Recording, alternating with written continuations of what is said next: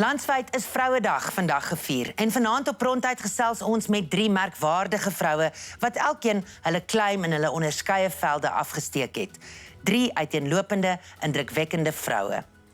Cathy Dreyer is in Mei vanjaar aangestel as die hoofveldwagter in Suid-Afrika se grootste bewaringsgebied, die Kreerwiltuin.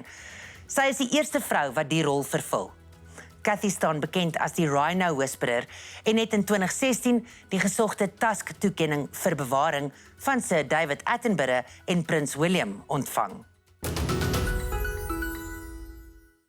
2016, I was nominated for the Tusk Award, and it's an award that they give to an outstanding person or somebody that's made a big contribution to conservation. And I was very lucky to be nominated by some of the people that I'd previously worked for. And yeah, I went up to London. I was one of 3 people who was nominated, so at that stage I didn't know whether I was going to win or not. But yeah, it was an incredible honor. I think more so than winning the award, it's probably meeting Sir David Attenborough, which is, I think, yeah, growing up, that's everybody has watched these documentaries and aspired to be like him. So it was a really big honor to firstly win, but then also to meet him and to be presented the award by him and Prince William. Ek het definitief geweet, ek wou altyd iets doen in die buitelewe. I wasn't quite sure what to study, and then I learned about the nature conservation course. And what I really liked about it was that it was 2 years theory, and then you had to do a whole year practical.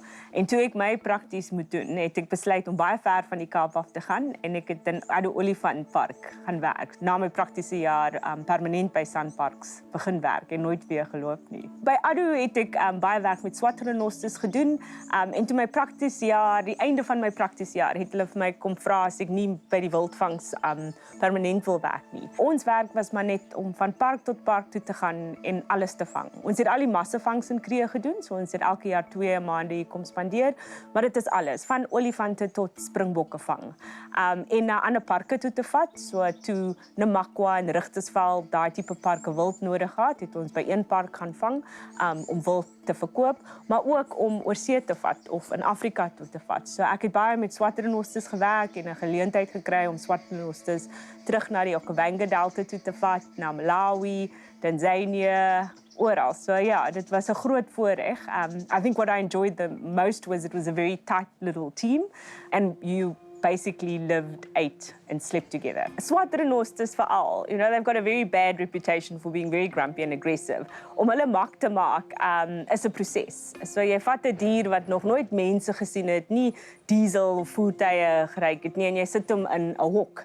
En jy wil hom leer nou om lucern te eet en water om uit 'n bak uit te drink. En die maklikste manier om hulle mak te maak en gewoond aan jou te maak, is net met hulle te praat of te lees, laat hulle gewoond raak aan jou stem. Definitely something, if women are looking for a niche in conservation, I've yet to meet a guy who Boma trains rhino. Almal het gesê dit gaan verskriklik moeilik wees. I was the only girl on the game capture team for 13 years, but I was spoiled rotten. I had someone polishing my boots for me. I had everything done for me. So I think I was just very fortunate to join a really amazing team of people. It was hard and I had to prove myself. So in my eerste jaar het ek 'n kode 14 lisensie gekry sodat ek kon help met die trokkery en dit. En dit was moeilik. Dis fisiese werk. Game capture is physically handling and catching wildlife. It's lots of traveling, lots of time on the road, building bomas. But I very quickly learned that if you try your absolute best, that's all you need to do. You know, nobody's going to judge you that you're not as physically strong as the guys. I certainly didn't back down to any challenge. I certainly tried everything more than once. I've had a few kicks and scrapes and holes from horns. But I think, yeah, in life, it's wherever I've been, you just give it your absolute best. I'm probably the worst when it comes to a feminist because I don't believe that being a female should give you any right to do anything.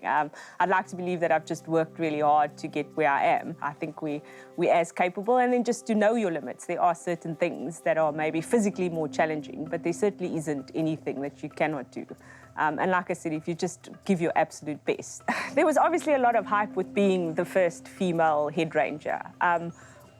It certainly hasn't been a very big adjustment for me. Ek was baie gelukkig dat ek voorheen in Creer gewerk het en in Addo ook as die conservation manager. Ek kan net sê ek het die grootste ondersteuning gekry van dat ek hier is. Yes, it is still very much a male-dominated environment, but I don't think that's because there aren't opportunities for females. Ek dink die geleenthede is daar. And if I could encourage women in any way, it's just to embrace those and there really aren't any limits except the ones that you place on yourself. Die grootste uitdaging is just the size of Kruger, the sheer size to try and get your head around 2 million hectares that you're responsible for. That with just the complexity, so if you drive through the Kruger, everybody who's a visitor here will know how it literally changes every half an hour. From north to south, the landscape and the terrain changes. So the challenges are very different in the south and the north of the park.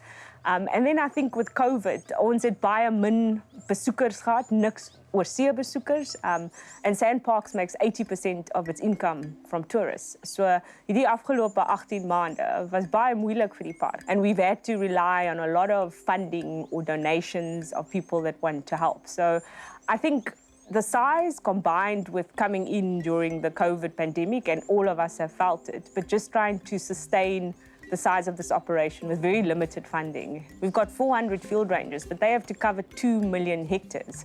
So we are really thin on the ground when it comes to field rangers. And so the fact that we've been able to sustain the rhino poaching to what it is a big accomplishment. But there are other challenges when it comes to wildlife crime. There's illegal snare poaching, there's the bushmeat trade, and then up north, one of the biggest challenge is vergiftiging, poisoning. So people will poison carcasses of a wild animal or even bring domestic animals like a donkey into the park, poison it, and that is for lions and aasvoëls. Aasvoëls is in big demand for vultures, for their beaks and for their claws to use as muti. And then we obviously know about the lion bone trade. And one of the things we're watching closely is because they've closed the captive breeding of lions, there's obviously might be more pressure on our wild lion populations. Hope is really all that we do have. So without hope, we have nothing to focus or nothing to keep us going. So yeah, ek het baie work.